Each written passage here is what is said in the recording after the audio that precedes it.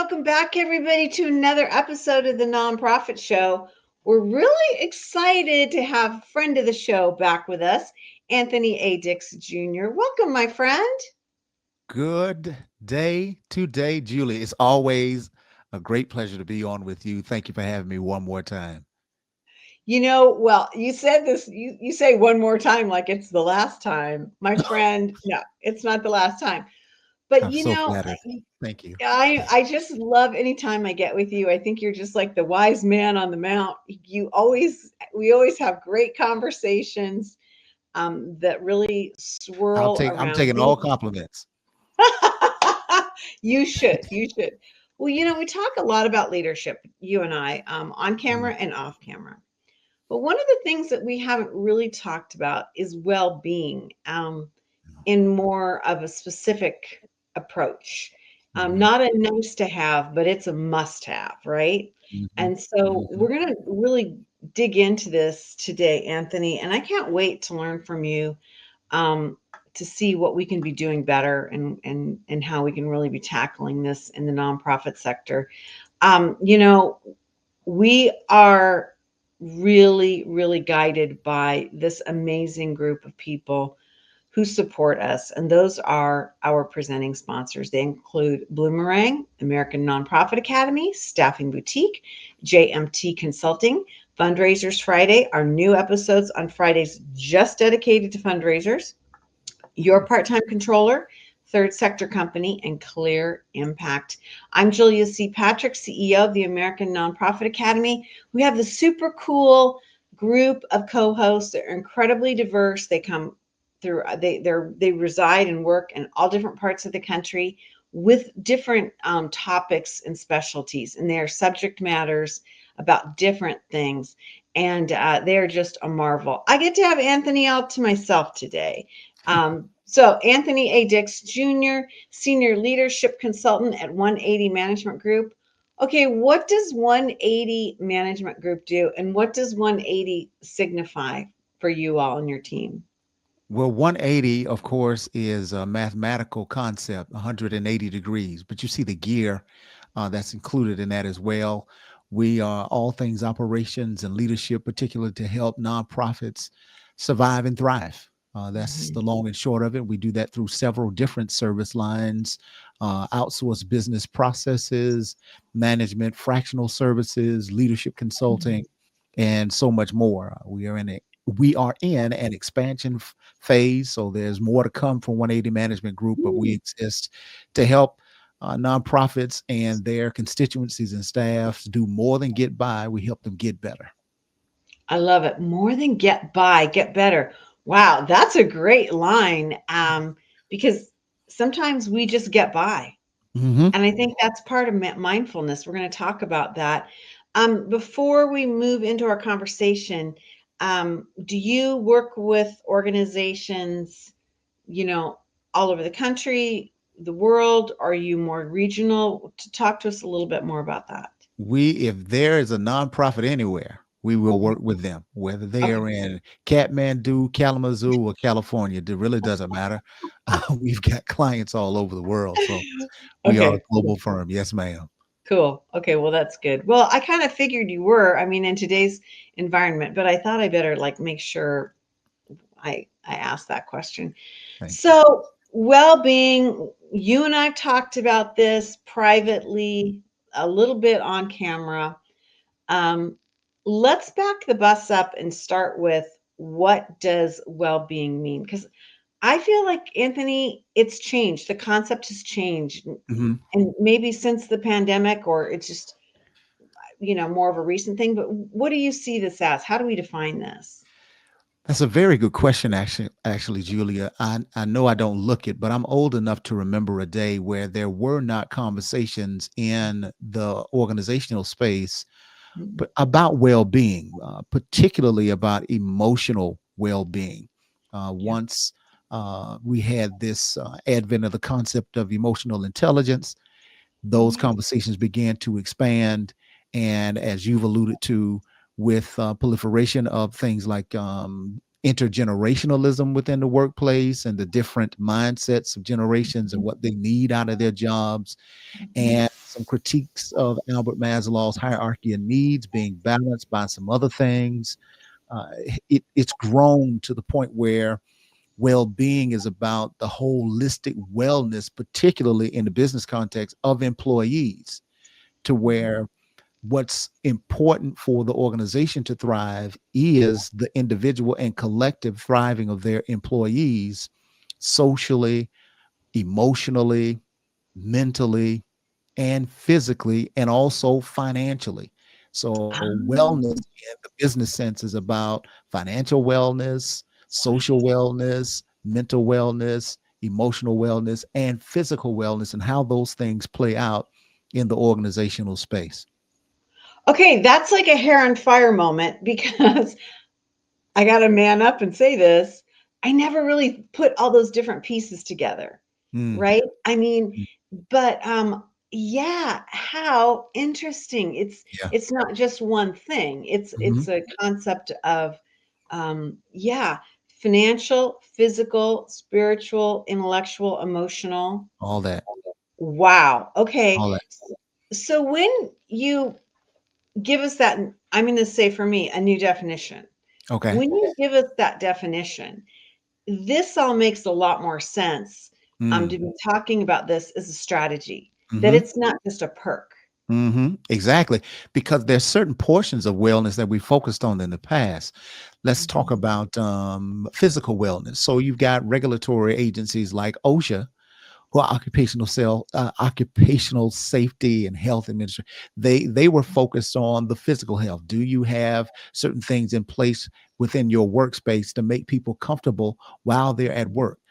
You don't want any inhumane working conditions that is going to compromise the physical well-being of employees.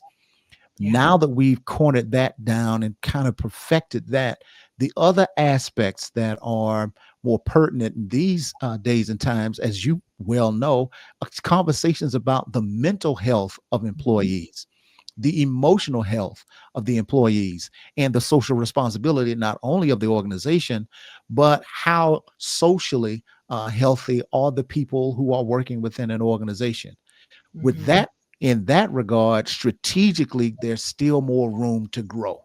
Yeah. We've gotten, people need to be paid a fair wage, and we can Yeah. argue a little bit about whether or not there's equity across the board. Of Mhm. course, we've got some things in place for the physical well-being of our staff, teams, and Mhm. employees. But when it comes to that mental and emotional, and sometimes that social belonging side, we've got Yeah. a lot of room to grow there. Oh my gosh, I think this is absolutely fascinating. So I love that you kind of set this up for us because I think it helps me to understand that this is a bigger issue, right? Mhm.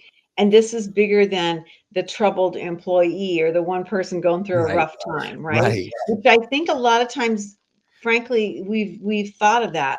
Oh, Betty in accounting's going through a tough time. Mhm, You know, let's help her versus a more of a strategic thing. So mhm. you bring up something called strategic resilience. And Yes. what is that? And how should we kind of be looping vernacular into our conversations about this? So a few things. Number one, um, when it comes to well-being, sometimes our organizations are social constructs, so they're made up of people. So Mhm. that means that people at the strategic level who are planning the strategic initiatives of an organization, we often assume that people are resilient, when Mm, we should be creating environments that can enhance inherent resilience and create resilience as well. Because at the end of the day, there are humans doing this work, and humans work tends to wear us down, whether we are excelling at it or whether we are having challenges. Work wears you down. And so the nature of the work, or just the nature of being human, and the fact that it's humans doing this work, we can't just assume resilience. So at a strategic level, strategic resilience is a part of an overarching framework called the applied strategic leadership plan. So, in the military, they teach this, I believe, at the Army War College and some other institutions. And it has three main parts of this framework, which is strategic judgment, where you assess the internal and external environment and discern what it is that you want the organization to strategically achieve. Then you've Mhm. got strategic influence, where you leverage your influence to create change in the organization in order to accomplish those strategic goals and objectives. But thirdly, you got to be mindful of what it's going to cost you from a human capital or leadership perspective. In order to achieve these goals and do well, you're going to need leaders who have resilience, and that's strategic resilience, making sure that the organization has the people it needs in the condition that people need to be in order to reach the goals and objectives of an organization.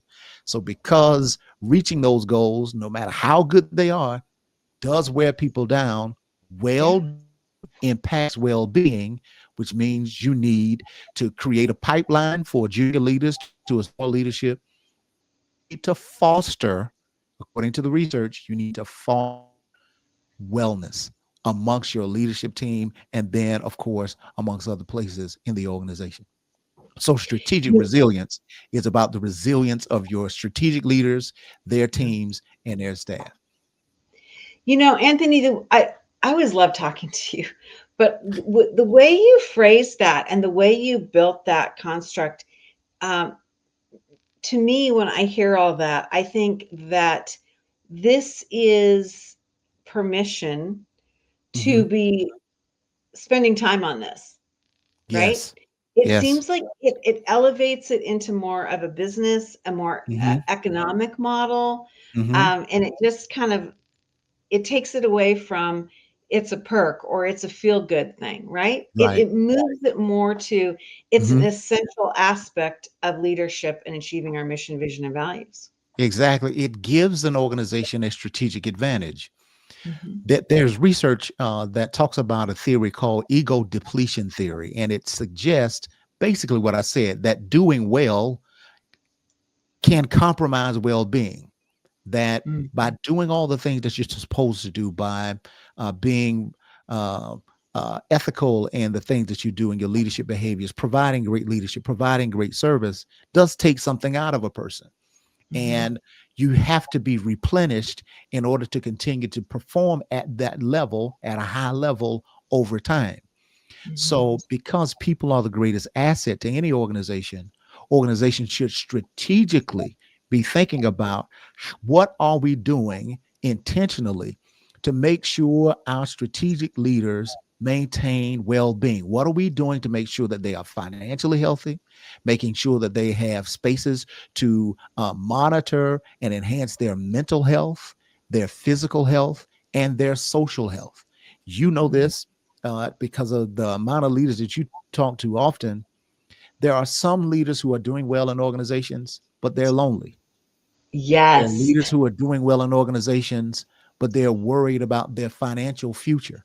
There are leaders Yeah. who are doing well in organizations, but they too have may wrestle with some clinical mental health challenges, or just be in a season because of the angst and anxiety that is prevalent in this current day and age, that Mhm. is maybe triggering some of the traumas that they may not. And businesses, particularly nonprofits, should strategically put things in place to ensure that their leaders can be at their best, because they can only continue to do their best when they can be their best. So I find this a fascinating discussion, and I want to know I have two questions, and one of Okay. them is would we be having this discussion if we didn't have just be coming out of a global pandemic Mhm. with an aging population, leadership population? Mm, You know, we had mm, so many older leaders, C-suite leaders, especially in the nonprofit sector, who frankly were getting ready to wind it down right as we went into the pandemic. mhm, And then what you said was magical is that this work is really we don't assign enough value to how hard it is and mhm, taxing and how it burns mhm, people out. mhm, So then we get through this period. Now we have this like major shift of our labor. leadership. I hear this morning, noon, and night from nonprofit leaders who are concerned, like who's next up? How do we Right. get this Mhm. next people? Mhm. Now, Anthony, all of a sudden, leaders are kind of talking like, what's the next big threat, and how should we plan Mhm. to deal with it? And so, I kind of wonder if this discussion doesn't loop itself back into that. Of course it does, because the work still needs to be done. Number one, the work of nonprofits is extremely important. And number two, Yeah. in order to do that, nonprofits have to be sustainable. So sustainability, organizational sustainability, and Mhm. strategic resilience are all in the same conversation. Uh, Okay. Particularly as you've alluded to, with that pipeline of junior leaders who are being developed to become senior leaders, Yeah. and the situation in which we lead is ever evolving. It is becoming more volatile, more uncertain, more Yeah. complex, and more ambiguous. And the Mhm. research suggests that making difficult decisions depletes one's energy. So, one strategic decision that is difficult depletes our ingenuity and acuity in making the next big decision. And this is not a decision between good and bad. This could be Mhm. the decision between one good opportunity and a great opportunity. And so, Mhm. making difficult decisions, suppressing certain thoughts, or not having certain conversations that could be disadvantageous in certain contexts, all of those things take energy. And in a more complex service environment, how are we forming leaders to be able to make those difficult decisions and maintain high performance ability? We can't do it without being intentional and strategic about developing their resilience. So yeah, okay. So number two hair on fire moment today. Wow, and this is only a If you're 30-minute not show. careful, you're gonna end this broadcast looking like me. Oh, my friend, if you only knew how close I am to that. So this is an interesting thing. Nobody ever told me as a leader that making decisions would take a toll. Mm, And mhm. nobody, I would say, ever gave me permission, nor did I give anyone permission within my cohort, within my companies, within my social groups. So this is a really interesting thing to be thinking about. And it speaks to me about that emotional intelligence and well-being to be able to say, yeah, this is tough. Yeah, it And is. that's okay, as opposed to like, oh, this isn't tough. Right. Think about it like this, Julie, because we witnessed this. We just have not necessarily begun to have these conversations at this level um, until now. If you looked at, and I'm only saying this because he was one of the younger presidents that I can remember. If you look at President Obama's hair when he was inaugurated and his hair when he left the office 8 years later, Yeah. it aged him. Oh, And yeah. he's not lifting weights. He's not an athlete out there like LeBron James or Tom Brady or Mhm. Patrick Mahomes or Saquon Barkley. He's out there just making tough decisions all the time, Yeah. and those things take a toll on him. And what makes America one of the greatest country in the world is we are invested in making sure our most executive leader maintains resilience. So he has a doctor that's dedicated to that. He has resources that are dedicated to that. And I know nonprofits are not resource independent. We are resource dependent, and is Mhm. resource scarcity. So we have to be wise about how we allocate those resources.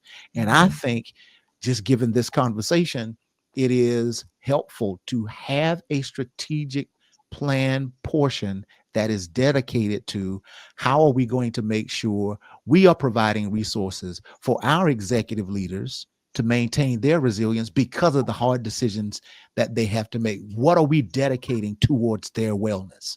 Right. Okay, so then, we're laying it out on the table. What does that look like? First of all, just to have the conversation Mhm. to craft the strategy, I think is like a total barn burner for a lot of organizations because Exactly. we haven't talked about this. Some of us might be talking about this on the client or the programming side. Mm. If, depending on what we do for the nonprofit or who the nonprofit serves, excuse me. But how do we look at this? And then I'm going to bump up this question even more. How long does this take?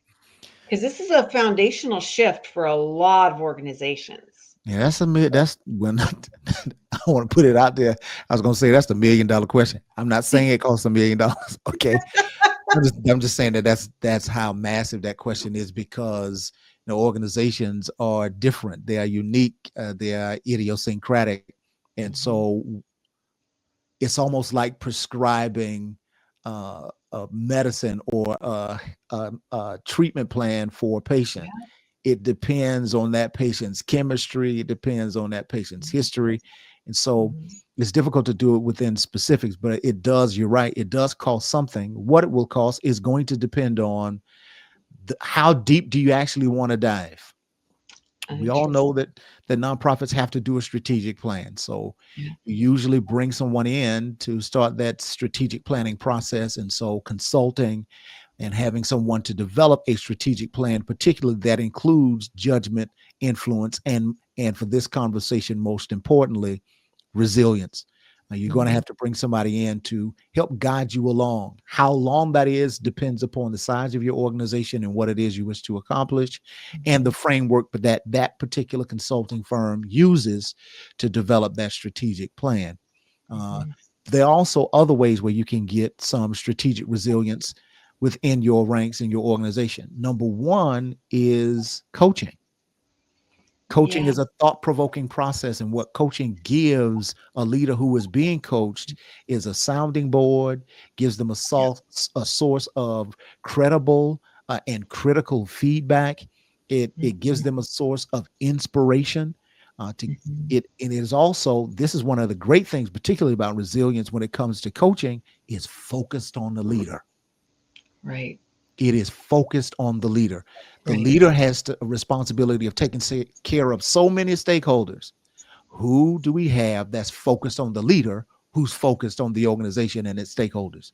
So coaching is good. The second thing is Interesting. a survival and thriving mechanism that is primal. It's just connection. How are we encouraging and providing resources for our leaders or employees, part of a community that provides safety? Human beings survive and thrive in community. No one can go at this alone. And there is Mhm. way too much anxiety and loneliness that is being experienced amongst the body of nonprofit leaders across this globe. We need more connection and community. We build community for the outside, but suffer from a lack of community internally.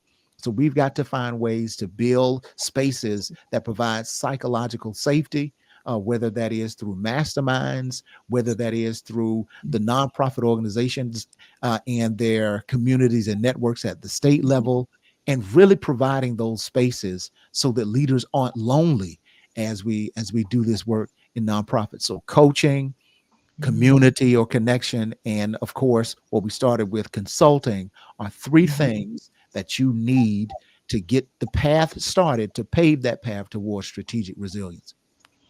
I love the direction that you've taken on that. And I've got to add another question in here, and that would be, do you feel that this, in order for an organization to really go after a mindset and talking about mindful resilience and all Mhm. that, that we should be working with the CEO leader first and Yeah. then getting them developed into this and Yeah. then taking the organization? Or do you think it can all happen at one time? I think it has to happen first at the strategic level. You've Okay. got to have the governance structure and the executive structure come to a consensus that this is something that is important for the future and sustainability of our organization. If Mhm. we do not take care of the humans doing this job Mhm. outside of just physical and financial safety, then we will not be able to do the work that is impacting so many lives as an organization. It does take governmental, i.e., board buy in, and it's going to take the buy in of executive directors and CEOs as well. You're exactly right. Interesting. I think this is such a fascinating time to be having this discussion. And as we alluded to when we got just to talking, we kicked off this episode. I wonder, Anthony, if we hadn't had this pandemic, if we would even be here having this conversation. Because That's a good it's just question. such an interesting time. And I feel like there are a lot of things we talk about that we never spoke about Mhm. before the pandemic. That's true. To I our think that fault. the pandemic was definitely an accelerator. The research Yeah. suggests that these conversations about wellness was happening, as you alluded to, because people are aging, and Mhm. that aging process and the not the resignation, but people retiring and moving into other spaces left a gap in a vacuum of leadership, and we had all types of questions revolving around that gap and vacuum of leadership. Where are all the leaders at? That we began to have different conversations about what's the right environment for people to lead in. How are people going to survive and, more importantly, thrive as leaders in all of these different Mhm. spaces? And it started that exploration Yeah. into mental health. And again, the pandemic accelerated it because mental health became such a hot topic because of how much time people were spending alone. And we Yeah. began to realize how dependent we are on social interaction, or things that we were not able to address around a lot of people we had to deal with because we were home by ourselves. And Right. coming out of that pandemic, uh, as you've alluded to already, had people's hair on fire, and we're trying to put all Mhm. of these fires out. And social media plays a part in creating this lonely and anxious body politic and employee base and talent pool, and we've got to do something about it. And one of the good things that have come out of this is we are realizing the humanity of the work we do, that it is humans who do this work. And humans don't just bring their body to work, they don't just bring their talent to work.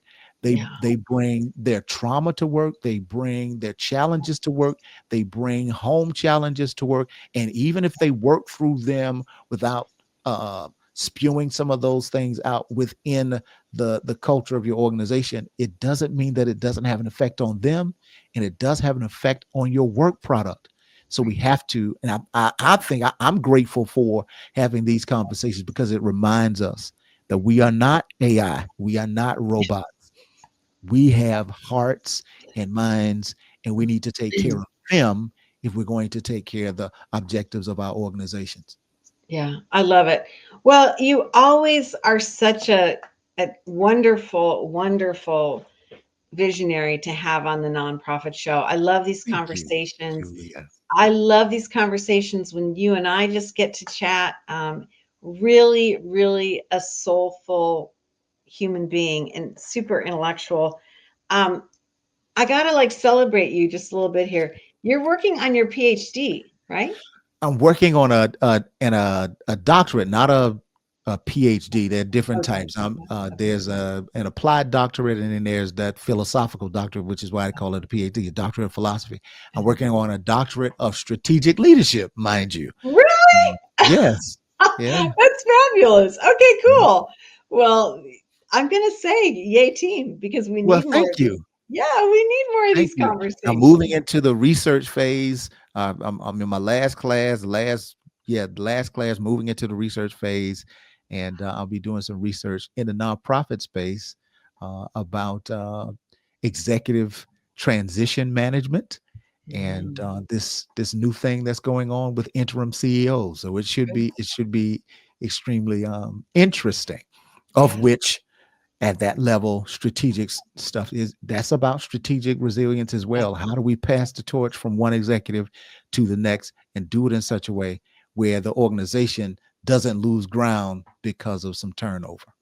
right. Well, we invite you back on to the nonprofit show when have concluded that report and to Okay. to have you Okay. discuss some of your findings because I think Yeah. that is that's just, to me, that's one of the top 5 things that are going on. It's going on right now in our sector, Wow. and we've got to be. It's actually, I think, top 3, but we got to be thinking about this big time because it can cripple our Hmm. network of nonprofits. And so, Hmm. Anthony A. Dix Jr., Senior Leadership Consultant at 180 Management Group. You can learn more about Anthony and the team over at 180 Management Group at 180managementgroup.com. And you can really dig into all of their specialists and what they do and how they do it. Again, my friend, this has been riveting. I'm so appreciative that you and I crossed paths and Yeah. we were able to do this. Thank you. No, thank you, Julie. It's always a pleasure to be in your presence virtually. Haven't had the pleasure of meeting you yet in person, but still, if it's any better than what I've experienced, I don't know what I'll do. Okay, well, I'm, even though I don't look it on camera, I'm a tall, thin, blonde woman. Because in cameras we only see this much, but no, Yeah, I'm not that. that's true. That's true. What you Hey, see is what you get here. I don't know if I look tall. But I'm bald, um, brown I'm skin. You know, I'm gonna be with any more tough decisions that you brought up. Let me tell you. I'm well on my way. Hey, fun and games, but truly, we are here because we have these amazing presenting sponsors. They include Bloomerang, American Nonprofit Academy, Staffing Boutique, JMT Consulting, Fundraisers Friday, Your Part-Time Controller, Third Sector Company, and Clear Impact. These are the folks that join us day in and day out. Anthony's heard me say this, but we say it at the conclusion of every episode. And today, man, it means something so totally different to me when I say mm, it. And the message is this: to stay well so you can do well. Thanks, Anthony.